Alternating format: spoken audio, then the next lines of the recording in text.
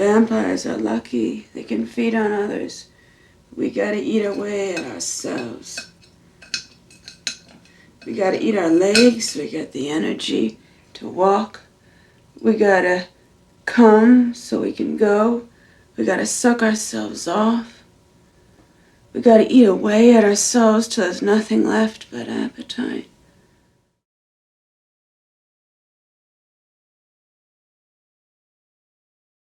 Hell isn't found in the afterlife. It is found during this lifetime. Sinners don't go to hell eventually. They live it every waking moment. Hell is self-inflicted, right here and right now.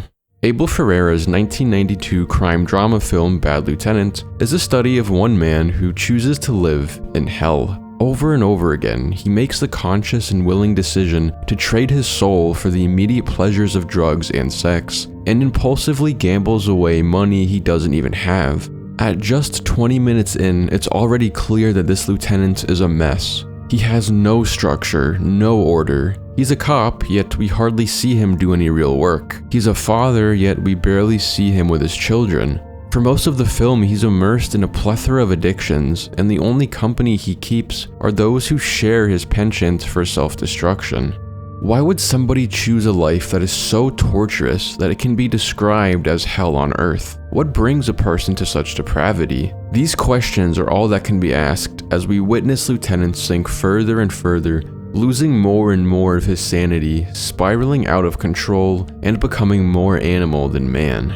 There's one detail that appears to answer this question. When reading Lieutenant's character, it's hard not to notice just how unintelligent he seems. When he speaks, he repeats himself often. His vocabulary is severely limited. Piece of f***ing shit! Shut the f*** up! You can't do a thing about that, can you? Can you? Look at me. Can you? Can you, face? Can you?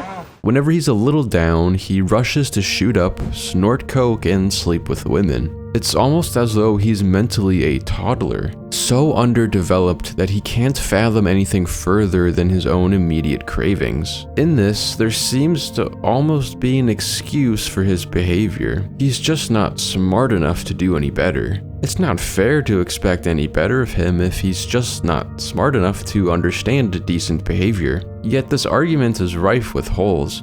Yes, Lieutenant surely comes off as short-sighted and unable to plan for the future, but by no means is he outright mentally deficient. After all, the man is conniving enough to abuse his authority as a policeman for his own gain. There's an instance where he sorts out a robbery by having his partner walk the store owner down to the station for questioning, and while the owner is out of the picture, Lieutenant confiscates the money from the thugs and tells them to get lost. With no one else around, he pockets the money for himself. Surely such manipulations require a certain level of planning and intelligence. If he was actually mentally deficient, he wouldn't even be capable of this. Lieutenant is not too dumb to know any better. He's a perfectly smart man when it means he can con and manipulate other people, but in matters of his eternal soul, he feigns stupidity. He's not conniving and not planning when it concerns his drug addictions. Here, he intentionally wipes his brain and submits all of himself to the animal side. In instances where he might be most morally conflicted, he shuts up his higher mind in order to let the devil take the reins.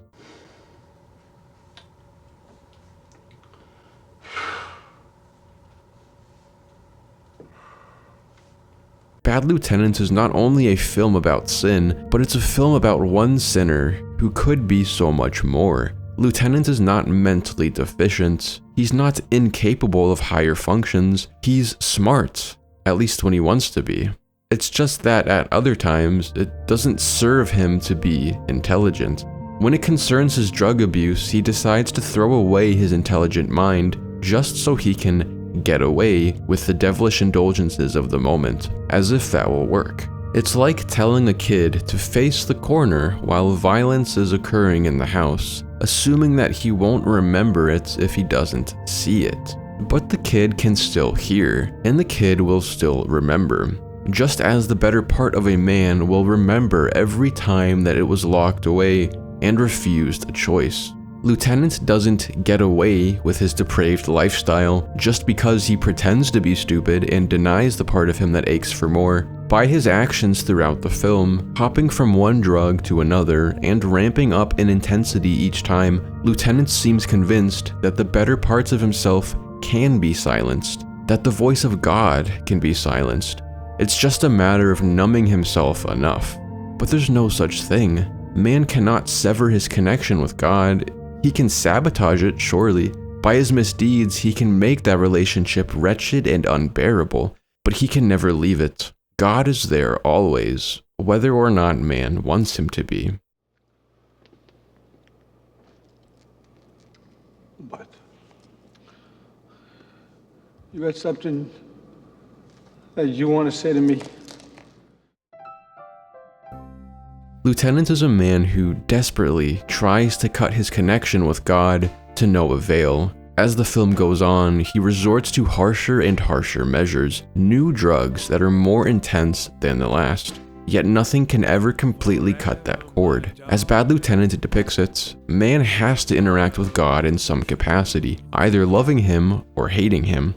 We can choose to embrace God or battle him. It's up to the individual. And while that choice is available, fighting against God, against our better selves, is surely a losing battle. Even still, many men go on to waste their entire lives engulfed in that unwinnable war, and they die before ever realizing just how foolish they were. Lieutenant was almost one such man, but thankfully, he saw the light just before the end. To keep love and to hold, making you happy is my desire, dear. Keeping you is my goal. I'll forever love you. You do believe in God, don't you?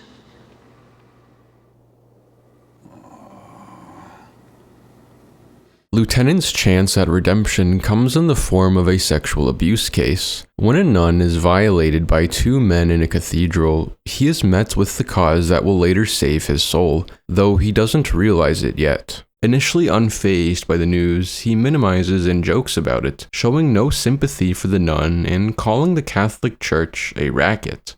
He shows no interest in the case outside of some vague peeks into the hospital room and eavesdropping on interrogations. By the time he starts investigating, his only motivation is to learn who the men are so he can track them down and turn them in for the $50,000 cash reward, which would surely help him climb out of his crippling debt. But as soon as it becomes apparent that the nun is unwilling to give up the names of her abusers, he walks away.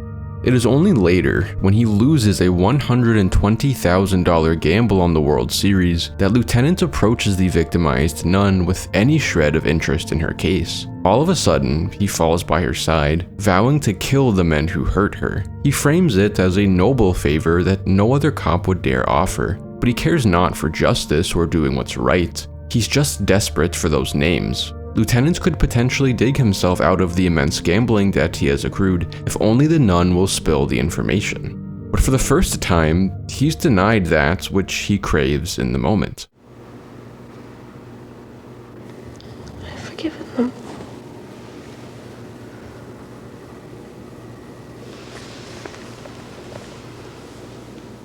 The lieutenant is shaken to his core when the nun refuses to name the men who violated her. She is not disturbed nor in any pain. In fact, she has forgiven the men and holds no vendetta. Despite what was done to her, mercy has kept her pure through it all. In contrast to Lieutenant's exhausted and disheveled appearance, the nun is calm and confident. The fruits of their two very different lives are made apparent. Where he, a sinner, is tormented, she, a woman of God, is at peace. The nun's lips are sealed. She doesn't give this addict what he wants, rather offering him what he needs. The nun leaves him with a cross and walks off, abandoning Lieutenant to sobriety and silence for the first time in the film. This is a man who was so used to bouncing from one numbing agent to another, and who has never previously been denied his delusions. And for the first time, he is refused his drug. And it's no time at all before he utterly crumbles. What am I gonna do?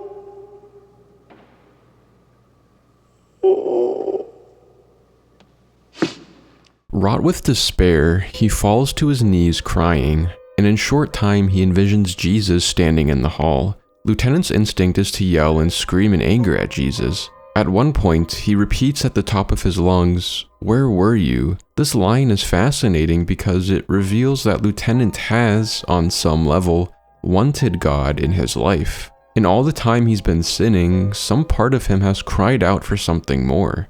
And that yearning part of him has existed in spite of his overwhelmingly animal nature.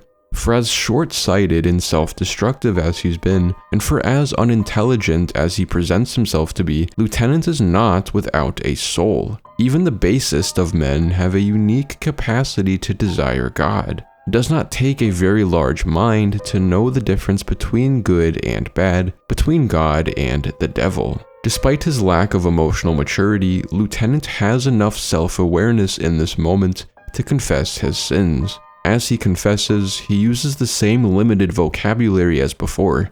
I did so many bad things. I'm sorry. Not a very specific confession, but the power of this moment is found not in Lieutenant's words themselves, but in the way he communicates them. He's tortured, crying, howling. It's like a part of him is dying as his confessions force their way out of him. He feels the pain of sin, even if he can't eloquently describe it. Lieutenant gets on his knees, begging for forgiveness. He crawls on all fours over to the hallucinated Jesus to kiss his feet. Only then does he realize the person is not Jesus, but a civilian looking to return a chalice stolen from the cathedral. This twist begs the question, how does God show himself? Does he simply appear to us and instantly save our souls? This is certainly Lieutenant's idea of religion. Get on your knees and be saved. His expectation is to do no work himself, just confess and let God do the rest. Lieutenant's view of man's relationship with God is very one-sided. An earlier comment in the film suggests that he believes God serves him, not the other way around. No one can kill me. I'm blessed. But God does not simply gift men with protections and blessings for nothing at all. Rather, God presents himself through challenges and in opportunities for growth. Being lucky his entire life doesn't indicate any connection with the divine, and Lieutenant isn't necessarily saved just because he hallucinates Jesus standing in the cathedral and begs him for forgiveness. God requires action. Men truly find God when they accept the challenges he puts forth.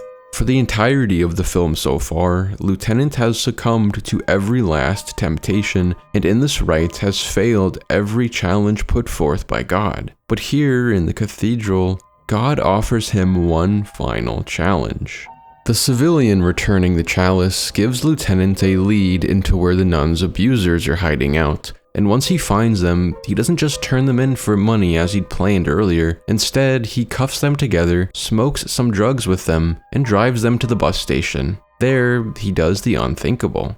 He uncuffs them, hands them a crate full of spare cash, and lets them go.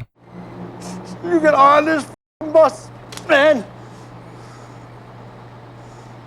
Because your life ain't worth shit in this town.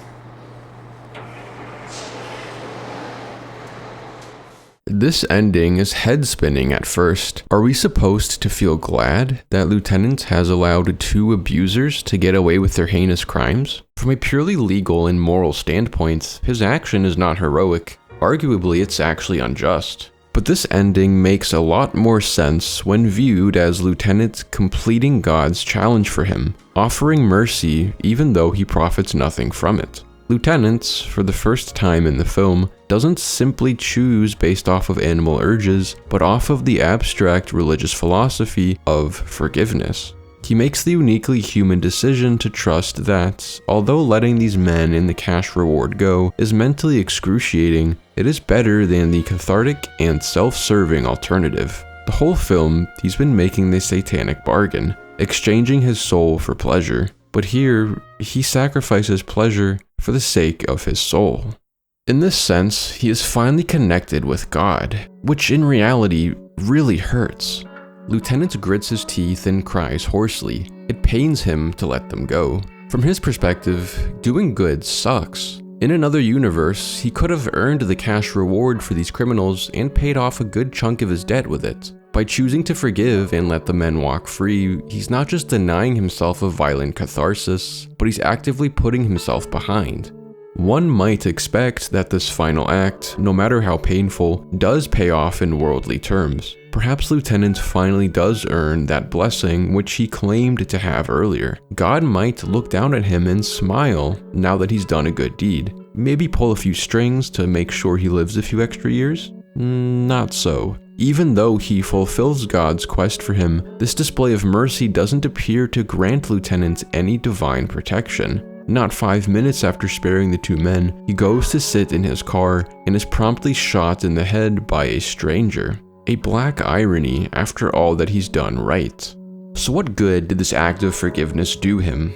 It looked excruciating in the moment, and apparently the universe did not favor him anymore for doing it, considering he was murdered moments later. Were we to determine the value of his action empirically, then we'd find that there was no value. It did not improve his mood nor his fortune, so what was the point?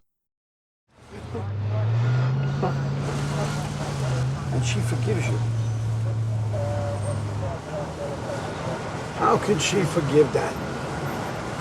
Ending on this murky note, Bad Lieutenant starts a conversation on the disconnect between good deeds and reward. In religious character, the film suggests that there is no guarantee that doing good will reap you good things or good fortune, but rather it will lighten your load and free your soul.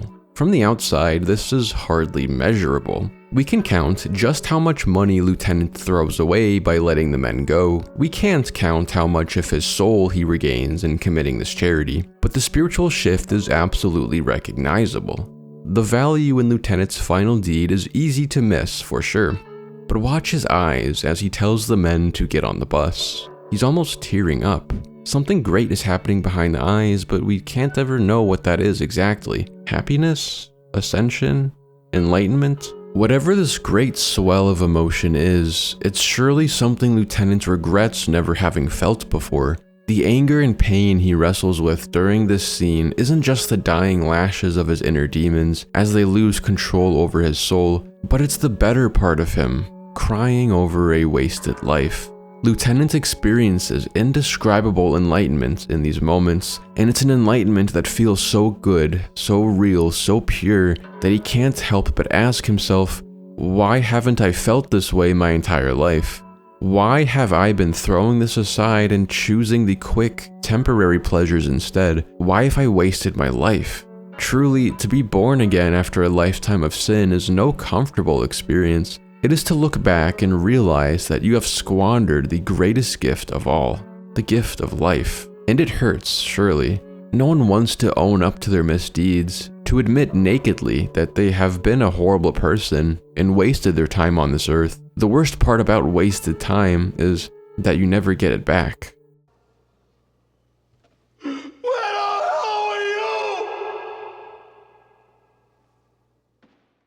Lieutenant wants to feign ignorance, to pretend that he's been oblivious to the possibility of God and of a higher state of being. Ignorance, of course, would make for a great excuse. He hasn't necessarily wasted his life on sin. He's just been following the one and only path he ever knew existed. And how can he be held accountable if no one taught him any better? He tries to pin blame on Jesus when he screams, "Where were you?" There's a further line in which he asks, "You want me to do every effing thing?" He makes it out like Jesus has failed his role in the relationship rather than the other way around. If Lieutenant can lay his shortcomings all at Jesus' feet and successfully rid himself of any blame, then he absolves himself of responsibility and thus regret. Regrets can only manifest when a man knows he had the knowledge and capability of doing better and yet didn't. Surely you can't regret making a wrong decision if you pretend you never had a choice to begin with. But this is dishonest, and he knows it. It's not long after throwing blame at Jesus that Lieutenant loses his anger and begins to profusely apologize. He knows it's wrong to pin blame on Jesus when, in reality, it is his fault alone. So what? Are you a Catholic? I'm a Catholic. Lieutenant has never been ignorant of the existence of God, or at least a better way of living. He is a self-proclaimed Catholic after all, even if not a very devout one. Lieutenant pretends to be less aware than he really is. There's a very telling scene where Lieutenant stumbles drunkenly into the cathedral where the heinous crime previously took place. It seems he is lost and searching for answers, not for clues pertaining to the crime, however, but deeper spiritual answers. This isn't the lieutenant we are used to. He seems like a different person as he grabs hands with a statue of the Virgin Mary, eventually lying next to her, face up, gawking at the ceiling. He's drunk, surely, but it's nonetheless significant that he has chosen to sleep in the cathedral tonight, as if a part of him is hungry for that which he has avoided his whole life. Yet he silences his inner voice as soon as he regains full consciousness. When he wakes up sober in the morning, he leaves the cathedral and goes on to gamble more and experiment with even more intense drugs.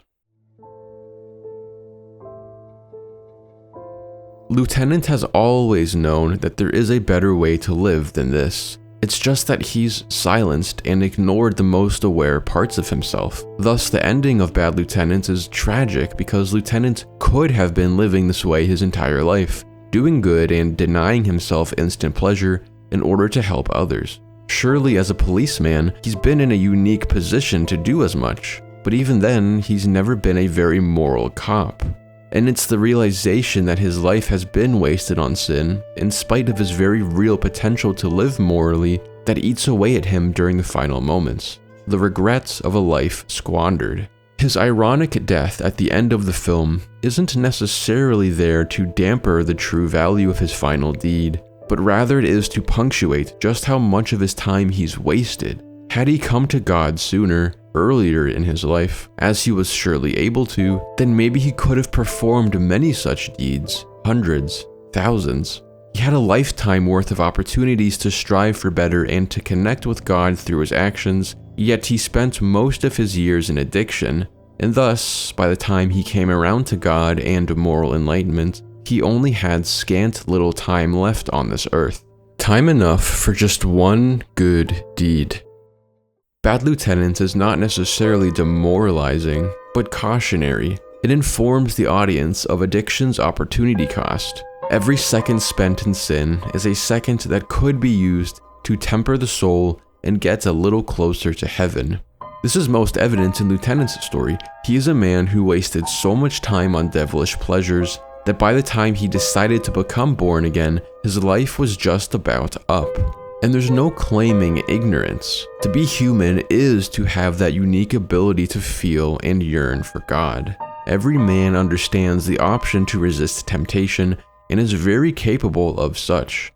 So when a man gives into cravings, we do consider it evil, because he had a very real choice otherwise. We don't consider animals good nor evil, since they don't have that same capacity for religion and morality.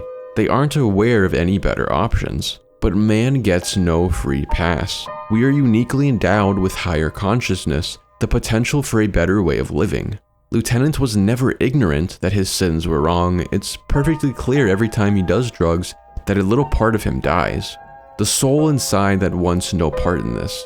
When he's drunk, his conscious mind dulls, and the subconscious leads him into the cathedral. Some part of him knows of God and cries out for God. It's just that he denies this voice all the time. What's somewhat disturbing about Bad Lieutenant's ending is that Lieutenant almost went his entire life without ever listening to that voice. Yes, he eventually, finally, throws the devil off of his heart and decides to commit a selfless act of charity, in this rite acting as a godly man. But it's just at the finish line. He's murdered moments later. He's just about used up all of his time on sin. Yes, Bad Lieutenant is ultimately a film about redemption, but it approaches the idea of redemption in a far bleaker way than most other media. Lieutenant doesn't go on to live a lengthy and fruitful existence now that he's broken free of the devil's influence. In fact, his life comes to a close just moments after redeeming himself. As a film, Bad Lieutenant is hopeful that bad men can alter their ways before death, but it's also blunt about the finite nature of time. You don't have your whole life to waste on sin. You're not necessarily granted another lifetime entire just because you accept God into your heart. God will gracefully accept anyone at any time, but that's not to say he can grant you any more time. In this life, there can be redemptions, but there are no refunds. The time Lieutenant wasted on immoral pursuits, gone. Thankfully, there was just enough time remaining for him to at least balance the books a little bit by adding one good deed to his lifetime of wrongdoing, yet he's sad about it, because he knows deep down that if he is capable of this now, he's been capable his whole life.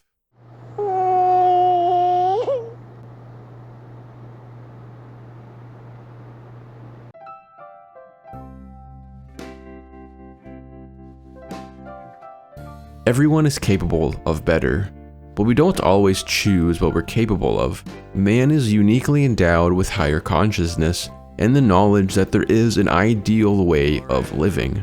But man is equally beset by animal instincts, and it's a battle to keep the animal at bay. But just so, it can be a real battle to keep God at bay. A man like Lieutenant, who has surrendered himself to dark forces, isn't working at all to resist his inner animal.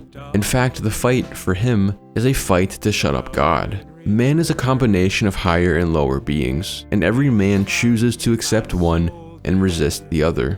To pretend that either God or the devil have any power over man without his say is laughable. Lieutenant tries to make the case that he's been led along by the devil like a mindless pony, but that's not the truth and he knows it. The truth is that, like every man, he has always had the choice between good and evil. Nobody forced him to choose evil. What is Bad Lieutenant's final message? That man has a choice. Lieutenant tries to deny this reality, but by the end, he has finally admitted his true responsibility. It is the mindset of powerlessness that can ensure a lifetime of slavery to the devil. Surely, when a man doesn't assume any agency over his life, then he defines himself as an animal, and animals can't choose. But men can choose. Lieutenant parting a good deed is proof of this. An animal doesn't choose to spare when it could kill. However, Lieutenant does. But the film implores its audience, through the ironically tragic death of Lieutenant just moments later, to do as he does, but much earlier in their lives. Time is finite. Sin and addictions consume time, eat away through years. Many people go their entire lives and die without ever rising above addictions and animal urges. Not to sound too callous or insensitive, but such a life is truly a sad waste. And Lieutenant almost left behind such a life, a legacy of nothing but drugs and gambling and self-destruction. He managed to barely slip in a good deed, but it's scary how close he came to leaving a legacy of nothing. Bad Lieutenant is a warning for those with time left. Make it count. The first step towards doing just that is accepting that which God gave every man alive: agency, responsibility, and the power to choose better.